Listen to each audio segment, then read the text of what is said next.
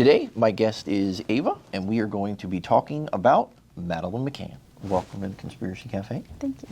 Alrighty, so tell everybody out there who Madeleine McCann is. So she was a 3-year-old girl.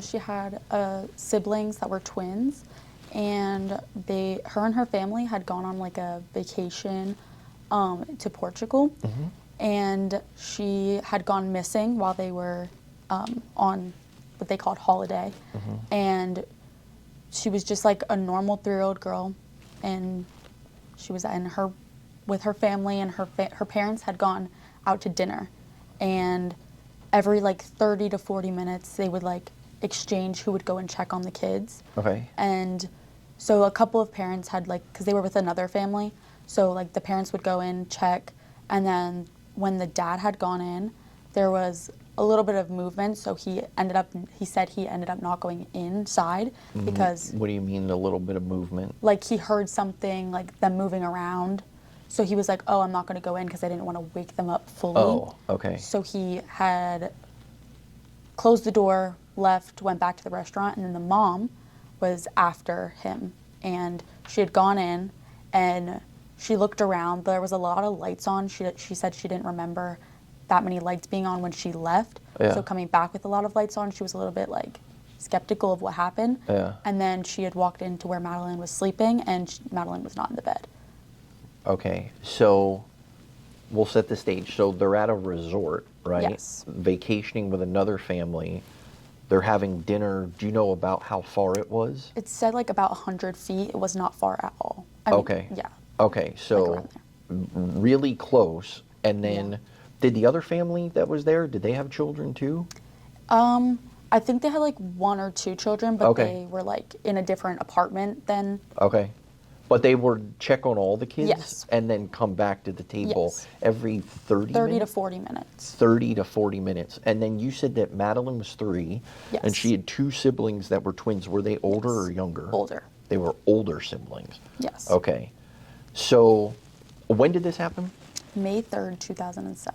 May 3rd, 2007. Yes. And obviously this is cold case, unsolved mystery, because they have no idea. Yeah, there is evidence. There would have been evidence, but when her mom like originally found out that Madeleine was missing, she like ripped through the whole entire room trying to find her. So all of the evidence that would have maybe been there, like a fingerprint or something, was like she touched everything. So it was kind of like, and the police, there was like a huge thing that I thought was very interesting, is that the police, when they were called, it took them like a very long time to get to the scene. Okay. And like, so the parents and like everybody was running around trying to find her, but the police didn't show up for like a couple hours because they were just not. Wow. All right. So real quick, what got you interested in this case? Like what? I just really like unsolved mysteries, and I thought that it was really interesting because she was so young. Okay. And like there's no like conclusion to what happened. So it was like. So was there something that you came across like in your research that you would definitely, if someone wanted to like learn more about this and doesn't know a lot about it, like, hey, start here? Yeah, I would say the Netflix documentary was like the best like thing, because it was really descriptive. It showed, you got like obviously visuals of like what had happened.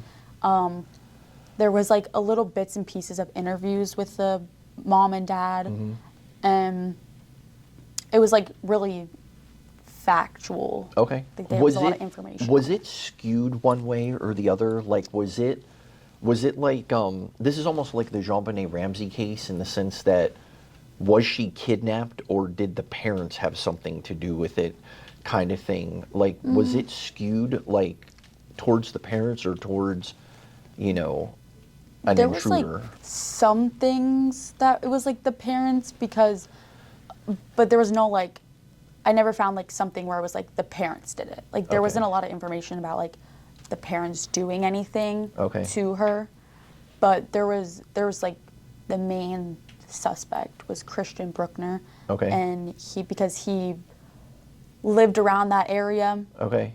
And why was he a suspect? So like, he right had like away? Previously there was like he had like sexually assaulted people Okay. in the same area. Okay. And like he had a bunch of like Adults charges. or kids? Like 75-year-old women to like younger children. Like he had a lot of charges Okay. against him. All right. And also he had like his phone. There was like previous like saying like his phone was saying that he was at near that area at the time of the disappearance. Okay. And he's German, right? Yes. Okay. So he's from Germany, but he was living in Portugal Yes. at the time? Yes. And he was living right near this resort? Yes. Okay. So that leads me then to what was the question that you looked at for your I research just topic? said, did Christian Bruckner do it? So tell me a little bit about Bruckner. Like, what did you discover? Well, I actually didn't. Well, he was like the main suspect like Okay. the whole time, like after it happened. But every time somebody would try to interview him, he would never speak of it and say he was never a part of it. He doesn't know who this girl is. Okay. And everybody was kind of like suspicious about that because he would never say anything. Okay. And I just thought it was really interesting that he has previous charges, but with the way opposite of like the age difference of Oh, like yeah. all this is like, I mean, you're talking about a 3-year-old and And a like a 75-year-old, 75-year-old. Like, I mean, Yeah. you're warped. Like, yeah. like. So that's mind blowing. So, did the Portuguese police ever reach out and like question him and like why hasn't he been charged? He hasn't been charged because there's no evidence that he did actually do it. Okay. Because he could have been just around that specific area at the time. That doesn't mean he had to do it. Okay. So he was never charged with it because he also never spoke of anything Okay. that happened, and nobody really All right. has like true evidence that it was him.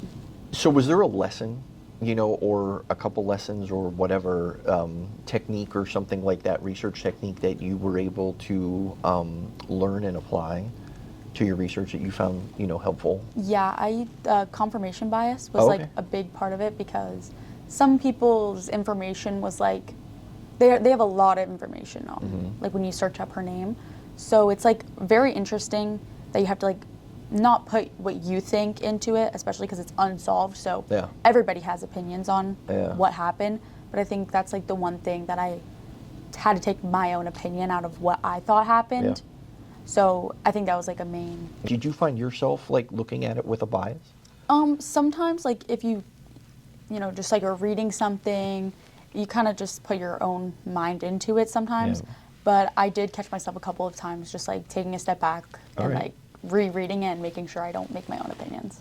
So let's talk about your conclusion then. Did you reach a conclusion or have a conclusion? Did your conclusion change? Like, did you go into this thinking, oh yeah, this guy definitely did it, but then there's things in there that just don't make sense? I don't think I have like a set conclusion. Okay. But I think that the pieces of him doing it, like I don't know, the evidence was very weak.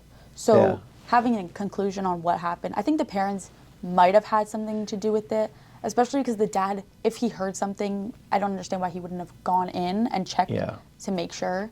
But Yeah. it's just like, there's I mean, so that's much. like I said, Dad, you get up from dinner, you walk 100 feet Yeah.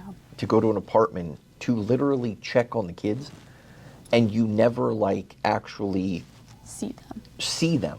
That's just weird to me. And on top of that, you hear something while you're there and you don't investigate that. Yeah. Like, yeah, that's really weird. So what do you think happened? What's your, I know you say you don't have like a conclusion, so do you think, like, based on your research and like, when you say, like with Bruckner, is there literally no physical evidence that connects him like to that crime scene? The only evidence is the location on his phone at the apartment at the time of the disappearance. When Or, you like, say around the the apartment, time. was it, did his phone ping from the resort? I'm not sure. Or It just from his said home? that, I don't know. It would just say that they like the police must have looked into his phone or something, and there was like evidence of him. I'm not really sure. I just remember coming across that as my research. All right. All right. Do you have anything else you'd like to add? Nope, that's it. All right. Thank you for your time. Thank you. The Conspiracy Cafe Project podcasts are being brought to you by the Conspiracy Coffee Company and Bakery, located in Mansfield, Pennsylvania. The Conspiracy Coffee Company and Bakery is a cafe with a friendly staff serving breakfast and lunch daily. The Conspiracy Coffee Company and Bakery also offers their own specialty grade coffee roasted on site. Coffee can be purchased by the bag or cup, hot or iced. The Conspiracy Coffee Company and Bakery is located at 11 West Wellsboro Street in Mansfield, PA, and on Facebook by searching Conspiracy Coffee Company in the search bar. The next time you are in the Mansfield area, you should go to the Conspiracy Coffee Company and Bakery, where something's brewing.